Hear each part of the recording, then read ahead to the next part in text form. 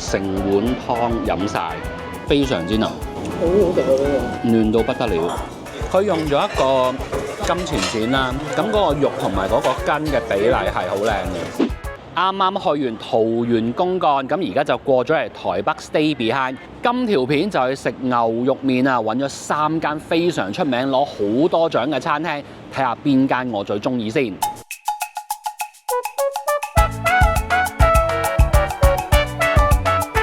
呢間半島牛肉麵就有2層嘅，上面仲有呢個閣樓啦。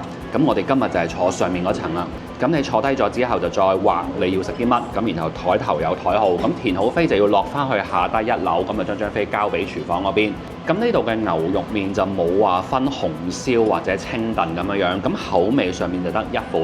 咁但係就可以揀唔同部位，即係例如可以揀淨肉啦，或者係要淨筋啦，或者好似我今日咁樣就係半筋半肉。咁呢一度嗰個牛肉麵嘅最大特色就係玩大件夾抵食。呢一碗細嘅半筋半肉麵係賣260蚊。咁其實已經加咗價㗎啦，早幾年佢係仲平啲，咁但係隨住佢越嚟越出名啊，攞越嚟越多獎呢，就稍為喺呢幾年都加咗幾十蚊咁樣。咁大家可以見到呢，最誇張就係佢嗰啲餸啊，牛筋同牛肉其實都差唔多係遮住晒啲麵㗎啦，好誇張嘅，睇下佢嗰嚿牛肉係咁厚嘅，咁啊，然後仲有少少幾條菜啦。咁佢哋嗰個特色就係會有啲番茄同埋蘿蔔粒喺嗰個湯嗰度，咁麵條都夾一夾俾大家睇睇啦。咁其實佢呢隻就叫做寬麵，試下個湯先講啦。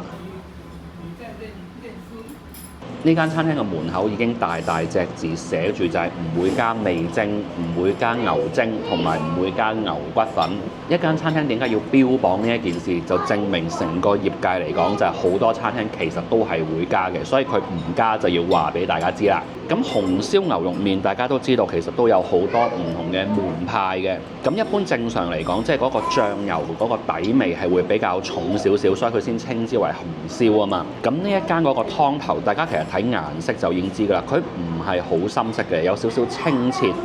咁飲落去第一件事就係你會覺得係有一種蔬菜嗰種清甜嘅味道，嗰個醬油啊、豆瓣啊呢啲比較濃烈嘅味道，佢係會淡少少，所以就冇咁鹹、冇咁大負擔嘅嗰個麵。然後佢會有好輕微少少嘅藥材，好多台灣牛肉麵都會走一個就係藥材嘅路線嘅，就好重藥材味，佢唔係咁樣，而係將紅燒啦、藥材啦同埋蔬菜3樣嘢呢，完全混合喺一齊，就唔會好明顯覺得啊佢係一個藥材底，或者佢係一個普通嘅紅燒牛肉麵咁樣。佢有少少自成一派，佢好健康，好似好阿媽整嘅一個好家庭式咁樣，好舒服嘅。食埋個麵先，咁個麵嘅形態就係厚身一啲、肥一啲。咁佢都幾有咬口嘅，咁但係我覺得佢嗰個湯底喺台灣嘅牛肉麵嚟講呢，算係比較一個清淡嘅口味。咁呢一個咁樣形態嘅麵其實就唔係好掛湯嘅。咁我自己覺得，如果就咁食嗰個麵條嗰個味道就稍為略淡。咁如果係呢一個咁樣嘅湯底，其實我個人會覺得襯一啲細麵多啲嘅，幼翻少少係比較容易掛湯。咁佢呢個就係佢哋嘅設計啦，咁可能佢哋個口味就比我更加清淡。咁啊，試埋嗰個最緊要啦，哇，好大嚿嘅牛肉啊！試埋個筋先講，哇，好大嚿真係。兩樣嘢嗰個時間都係足夠嘅，咁嗰個牛筋都算係腍㗎啦，但係就未至於腍到話爛晒嗰種。咁我覺得嗰個火候係啱啱好嘅。咁嗰個牛肉呢，就睇你好唔好彩，因為頭先阿 Kit 嗰嚿呢，就係有肉有筋又有少少肥，咁成嚿肉嗰個狀態，我覺得係幾好嘅，幾靚仔，睇落去都覺得幾靚仔。咁我而家呢一嚿呢，就全嚿都係瘦肉咧，見到呢唔係好有筋嘅，咁所以一咬落去就會覺得嗰個纖維感好重啊，啲肉好似一絲絲咁樣，就會覺得有少少鞋口咁樣。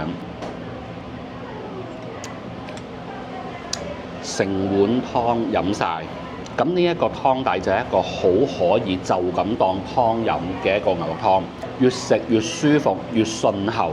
如果作為遊客好耐不久先食一碗牛肉麵，佢未必係嗰種最第一眼就可以吸引到人哋味蕾嘅嗰種牛肉麵。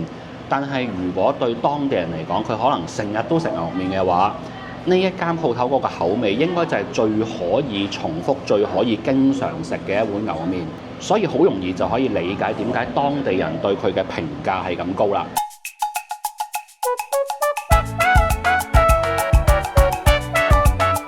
今餐就嚟到牛店啊！咁今日係禮拜日啦，喺門口都要排一陣間，大概排咗都3-4個字咁樣嘅。咁喺排隊嘅時候就已經發現咗啦，今日呢一間牛店係俾遊客攻陷，不過就唔係香港遊客，係韓國遊客。咁睇嚟佢哋喺韓國好出名啊！咁差唔多有半間鋪頭都係韓國遊客啦。咁同好多牛肉麵店一樣㗎啦，佢哋嘅餐牌都會有幾款唔同嘅牛肉麵嘅。不過嚟得呢間餐廳，我就建議點呢一樣嘢，叫做極品紅燒滿福牛肉麵。嗱，大家一定要小心睇清楚，因為個餐牌上面有另一樣嘢，個名係好似嘅，就係就咁叫做滿福牛肉麵，就冇咗極品兩個字嘅。咁今日呢一碗極品滿福牛肉麵呢，就係450蚊台幣。咁要留意翻佢呢一個麵係限量嘅，如果太晏嚟就可能賣晒㗎啦。所以我哋今朝都係好接近，就係佢啱啱開門嘅時間，嗰個午市就已經嚟到㗎啦。咁佢嗰個極品賣得貴咁多，咁當然就有啲龍料啦，就唔係就咁話多嚿肉咁簡單啦。咁就會有一個清燉牛肉嘅湯，然後就會有一個紅燒嘅原汁，即係嗰個紅湯嘅原汁。咁大家食嘅時候就可以先食咗一個清燉牛肉嘅口味，然後就再將嗰個紅湯再加入去嗰個清燉嗰度，就變成一碗平時嗰啲紅燒牛肉麵啦。食完個紅燒牛肉麵，咁佢另外仲會有一個碗仔，咁就可以夾起少少麵喺嗰個碗度，然後就咁淋啲紅湯原汁落去，咁就會成為一個拌麵啦。嗰個清燉牛肉嘅湯頭係食到有牛骨味嘅，少少胡椒味，咁嗰個味道就比較簡單，就唔會好複雜。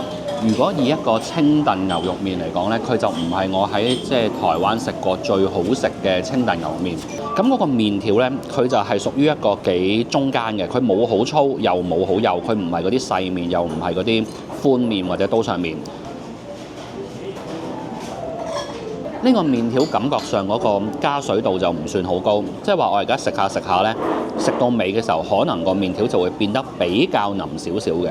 咁我哋而家嗱跟佢個指示啦，我哋落3羹紅燒嗰個原汁落去，哇！咁可以落住2-3羹先啦。咁啊落完之後，你睇下自己嘅喜好，咁可以隨意再加多啲落去。食咗幾啖之後呢，我就覺得佢呢一個紅燒嗰個汁稍為鹹咗少少，即係我而家落咗幾羹落去啦。咁我覺得嗰個紅燒嘅風味已經係有嘅時候呢，成個麵就偏鹹多少少。咁但係其實而家我只係講緊個風味係夠。其實如果以我自己最理想狀態呢，我仲想佢再濃啲嘅。咁但係如果我而家再將嗰個汁落去嘅話呢，成碗麵就會太鹹啦。試下啲餸，咁啊有4款㗎嘛。嗱，呢一個就係普通牛展啦，哇，非常之腍，好好食啊！呢個嫩到不得了，佢呢個連咁瘦嘅一嚿肉，佢都已經係入口即化噶啦。牛展心，即係我哋叫金錢展啊嘛，呢嚿都好難唔好食噶啦。非常好，嚿肉好靚，我都係真係覺得佢嗰個汁有少少鹹，即係啲肉而家咁樣空口食係偏鹹。金錢肚。佢啲餸全部都做得，食埋個根先講呢個全部呢個字，全部餸都好好食，每一嚿餸切嗰個形狀大小都係好得體、好乾淨、好工整。咁我而家呢就試佢最後一個食法，嗱，落咗少少紅燒汁，再加啲酸菜，咁啊食一啖拌麵啊！而家食到咁上下呢，都開始覺得嗰個麵係有啲腍得滯嘅。以一碗400幾蚊嘅麵嚟講呢，佢呢一碗麵嗰個麵條嘅份量就唔算好多，因為其實好多牛肉麵店都有分大中細麵嘅，咁出面有啲其實即係100幾蚊一碗嗰啲咧，麵條都會比個份量多啲㗎啦。另外要讚一讚就係佢哋呢一鍋紅燒嘅肉同埋汁呢，佢哋成個器皿其實都係燒熱咗嘅，即係連個柄都熱熱地嘅。咁所以佢個溫度係一路都好夠，咁無論你係攞去拌又好，或者加翻落呢個湯都好呢，佢都唔會話整凍咗成個湯頭。咁呢一個都係一個細心位。要400幾蚊呢。咁喺台北食碗牛肉麵嚟講，佢算係都幾貴㗎啦。CP 值就唔算好高，咁但係佢勝在嗰個環境比較乾淨啦，同埋呢一個 set 就係一麵三吃啊嘛。咁個玩法上面就比較好玩嘅。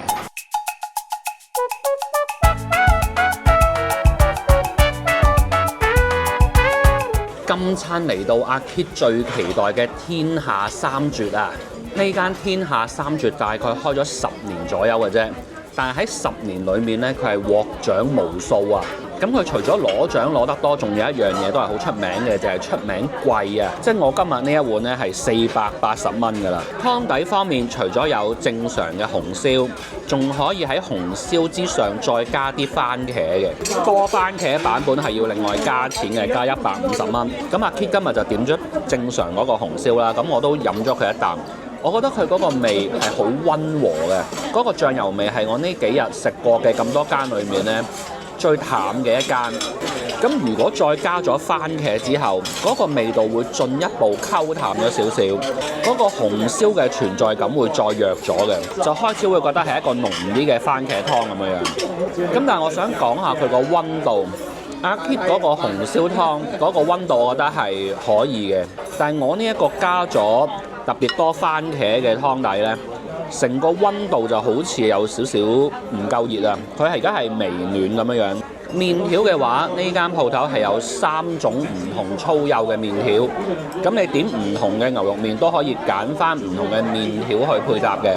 咁我而家食緊呢一隻呢，就係中間闊度嘅嗰隻叫家常麵。